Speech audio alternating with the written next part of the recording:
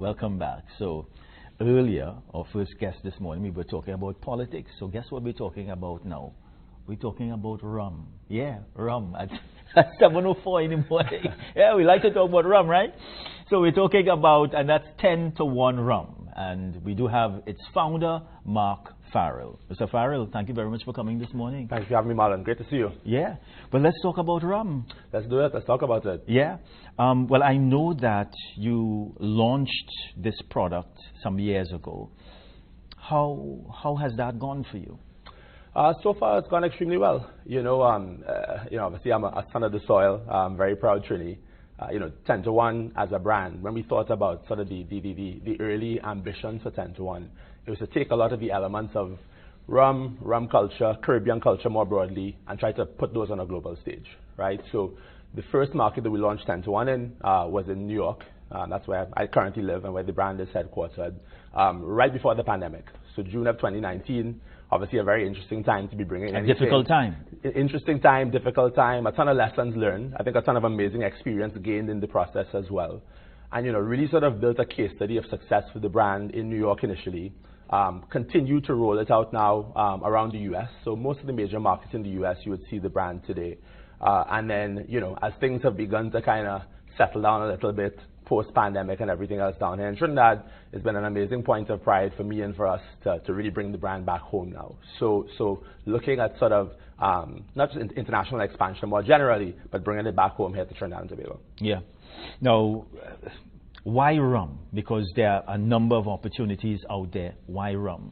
When people ask me about the question about sort of why rum, I tell them that this is a very happy intersection of a personal point of passion and a professional opportunity. So right? Your passion is rum? Passion is rum. My mom always gets upset when I say that, So I have other passions. Right? I have other passions, but we have a passion for it, for the spirit. I mean, listen, rum is something that is born quite literally, out of the Caribbean, right? So when you think about, to me, when I've sort of looked at folks on their entrepreneurial journey and what has been able to set them apart, usually I think leaning into something that is authentic to your sense of person or sense of place is a really great place to start, right? So for me, it was never going to be a tequila or a vodka or a whiskey for that matter, right? Those things have provenance in other places. They have heritage in other places. Rum is sort of, as I said, of the soil here, quite literally. What we know. It's organic. It's organic. It's authentic, which I think is super important. And so I think, for me, kind of starting there was very, very critical, right? Now that's the personal point of passion piece.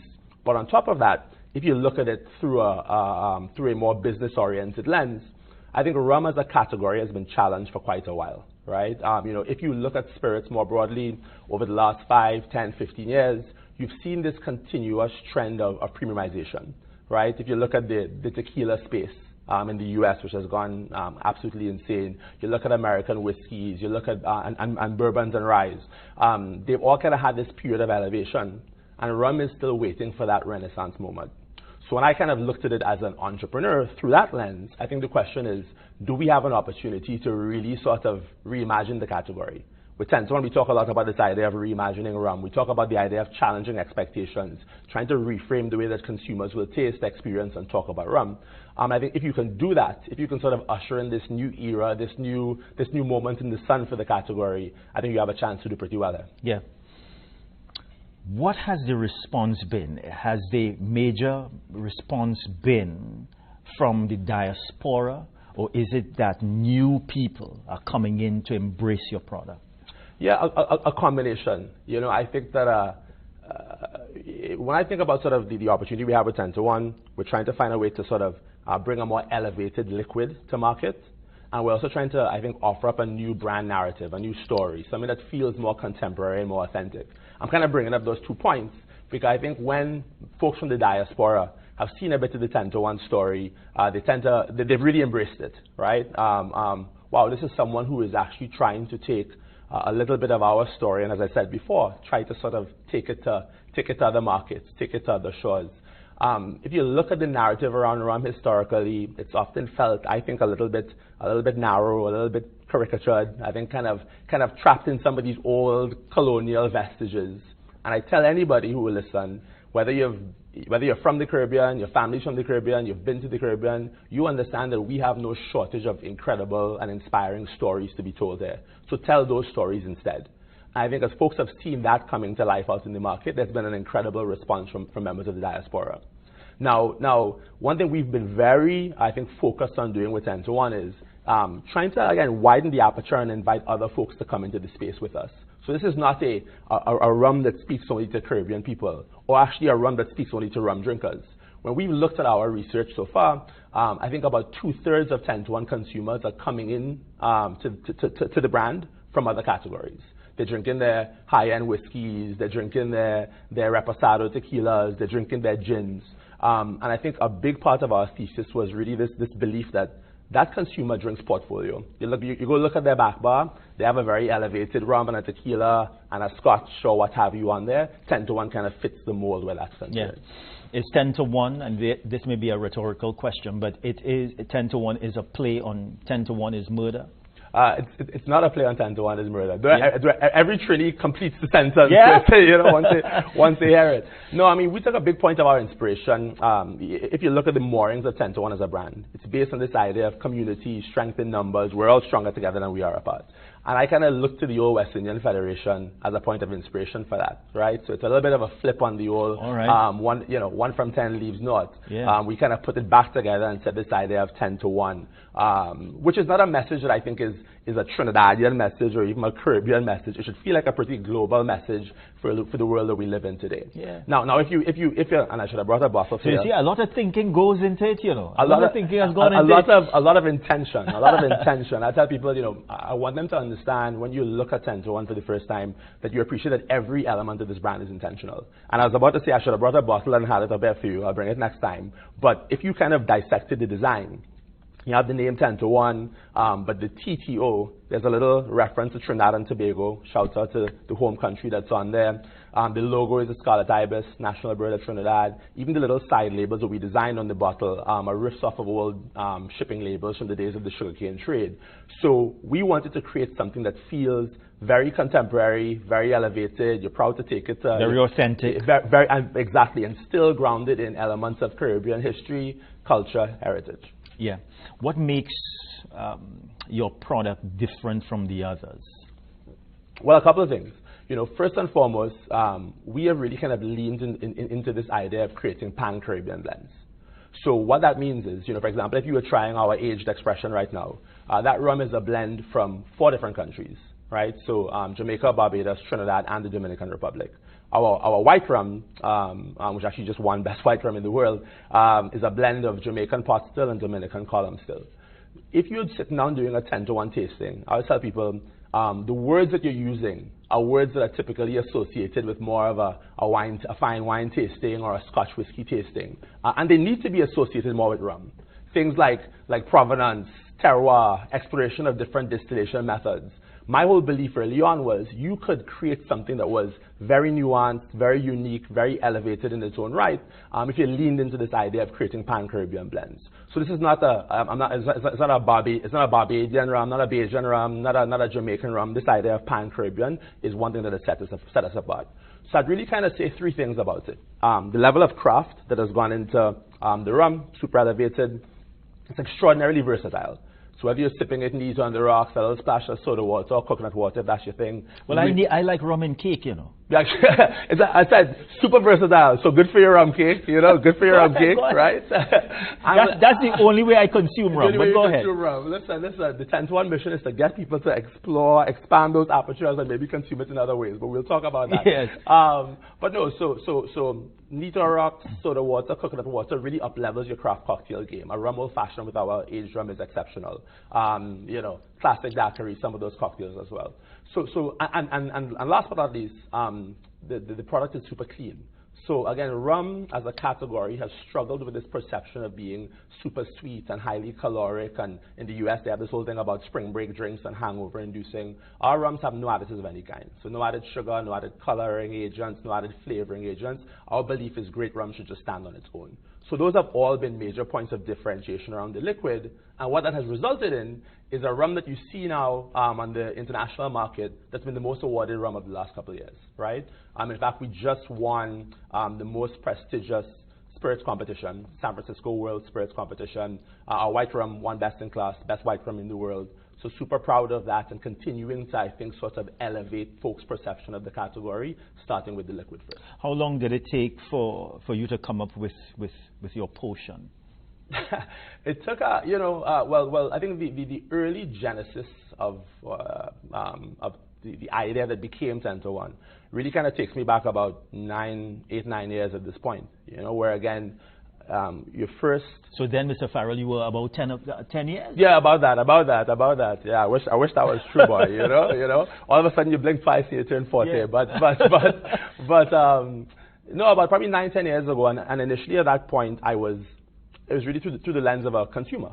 You're walking into bars in downtown New York or in London or in Miami for that matter, and you're seeing the taste of all of your friends in other categories being elevated over time, right? So if you were a tequila drinker, somebody was a whiskey drinker, you're seeing that evolution as they kind of move through, as they age through the category, and rum did not have those same sort of options available. And so it's really kind of that point of curiosity that started it off. And I would say about now 6 or 7 years ago, around 2014, 2015, when it really kind of began to take some shape, and I said, look, this is something that I want to lean into and dive into on a full-time basis as an entrepreneur. How did this relationship with Sierra develop? The relationship with Sierra developed super organically. Prior to 10 to 1. And for those who do not know who Sierra is, she's an R&B singer. R&B singer, Grammy Award winner, multi-hyphenate, all of those things. And she's just an incredible person, a great friend now. Yes. It came about very organically. And I think actually in a lot of ways is a testament to the fact that we, as Trinidad, as Caribbean people, again, can kind of put things out there with enough weight, with enough gravity, with enough resonance, that even somebody like a Sierra comes calling and wants to be a part of it, right? So she came calling? Yes, yeah. So we have some mutual friends. Prior to 10 to 1, I actually lived in Seattle for a few years. I was on the executive team at Starbucks, working for Howard Schultz, who's the old founder and CEO, a mentor of mine. And after we had launched 10 to 1, a mutual friend of ours had sent her a bottle as a little kind of congratulatory gift. And so she tried it, she had some cocktails, she fell in love with it, gave it to a bunch of her friends. And then through that same friend, actually reached out saying that she was interested in exploring the spirit space a little bit more, wanted to learn a little bit more about 10 to 1. And that kind of kicked off the conversation, right? So super organic. We weren't out there pounding the pavement trying to find a celebrity somewhere. I think, again, with these things, the name of the game is, somebody who really has some real intention around wanting to participate and making those. So there was a buzz about the rum? Yeah, definitely. I mean, this was, about 18 months ago now, and so we would have been 2 years into the journey then, still very, very new. But if you kind of look at some of the press and some of the buzz that's been generated, particularly in the U.S., because again, that's our first market, there is a lot of, 10 to 1 as a game changer, 10 to 1 signaling, I think, a new era for certainly in that market, 10 to 1 inviting people to explore the unexpected. And so you see some of that, you see what we're doing in terms of the content we're creating and the community we're building, and I think there was enough there that somebody like a Sierra would really want to be a part of it. Yeah. How has the product been doing here, locally and abroad? Yeah, well, so abroad, I mean, it's done fantastically well. As I said before, kind of New York was our anchor market. We're now in about 22 markets around the U.S. today. So all the major markets, your Miamis, your Dallases, your LAs, etc., Chicago, and continues to kind of build quite aggressively in those markets. Trinidad, my initial intention was to really launch the brand down here in earnest back in 2020, right? But of course, we all know what happened in 2020. COVID, whole situation, right? Borders closed, duty-free closed, et cetera. So you have to kind of sit on your hands there for a little bit for a couple of years, really. And I think we're now looking at bringing the brand down here in earnest. So this, I think, is the beginning of trying to see what sort of roots we can really establish in the market here in Trinidad. Yeah. Let's talk a bit about Mark Farrell, because to some people, to some young people who may be looking at you, I think by your story, they would be inspired by your story, and they would be inspired by what you have achieved thus far. Tell us a little bit about that journey, because I think that's very, very important. Yeah, well, the journey has been a long, winding road to date. But obviously born and raised there. CIC old boy, went to school there, finished A levels, and then went abroad to college. So studied a long time ago chemical engineering at MIT. That was my first stop in the U.S. Did a master's in public policy at Cambridge in the UK. And then my early career was in fairly kind of, I'd say, traditional stuff. So management consulting at a company called Bain, and then a little bit of private equity venture capital with Fidelity. Went to business school after that at Harvard. So went to Harvard Business School from 2008 to 2010. Coming out of HBS, that is really sort of where my entrepreneurial path, or entrepreneurial story begins in earnest. My aunties were joking the other day and talking about sort of me as a 5 or 6 year old kid with some of this entrepreneurial hustle. But it began in earnest sort of post-business school. I had a sports and media startup for a few years, again based in New York, before actually pivoting into the corporate world briefly. I did sort of a corporate entrepreneurial gig at Starbucks. So I mentioned earlier, worked for Howard Schultz, founder and CEO of Starbucks, incredible guy, great mentor. And that actually, in a lot of ways, was a bit of a finishing school for me, in a sense. I think it taught me a little bit about, some of the finer points of building a brand authentically and with a clear sense of purpose, having a perspective on what you will and won't do on some of those elements. And so, if you kind of walk through that story, how does chemical engineering at MIT or public policy at Cambridge or any of these things kind of lead you to RUM? The answer is, it's really two things. One, I discovered my love for consumer. Create a tangible product. Create something that you can put in somebody's hands, or in this case, in their glasses, right? Give them a chance to taste it, to share it, to tell a story about it. So I love consumer. I love brand and storytelling. I think the Starbucks piece kind of really emphasized to me, again, the value of authenticity and doing something that is tied to your sense of person or your sense of place. Those things kind of stitched together in a lot of ways, kind of gave birth to 10 to 1 as a brand today. Yeah. So, Mr. Farrell, what's the next step as we move to the end of our discussion for this morning? Next step is sell more rum, sell more rum. Sell more rum today than we sold yesterday. That is the plan, More cases, more markets, more cocktails, and hopefully more consumers enjoying it. But no, I think that is certainly a very core piece of it, right? Yeah. So we're continuing to kind of give some thought to